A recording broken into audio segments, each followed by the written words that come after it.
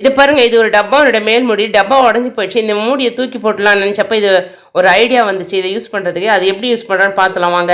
தினமும் மத்தியான சாப்பாட்டுல சுட சுட இருக்கிற சாப்பாட்டுல 1 ஸ்பூன் உருக்கின நெய்ய விட்டு சாப்பிட்டோம்னா, உடம்புக்கு அவ்ளோ நல்லதுன்னு சொல்றாங்க. ஆரோக்கியமா இருக்க நெய் உருக்கி, நீர் சுருக்கி, மோர் பெருக்கி சாப்பிடணும்னு ஒரு பாடல் சொல்லுது. இது போல தட்டு போட்டு மூடும்போது நெறைய ஓப்பனா இருக்கு.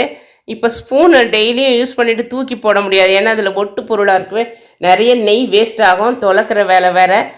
இந்த ஸ்பூன் உட்கார்ற அளவுக்கு மட்டும் மார்க் பண்ணி, கத்திய சூடு பண்ணி கட் பண்ணி எடுத்துன்னு வந்துடுறேன். கட் பண்ணி எடுத்துன்னு வந்துட்டேன்.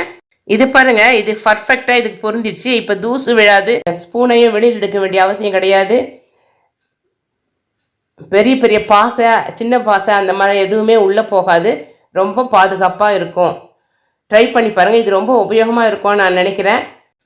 இந்த டிப் பிடிச்சிருந்தா மறக்காம ஒரு லைக் கொடுத்துருங்க. தேங்க் யூ ஃபார் வாட்சிங்.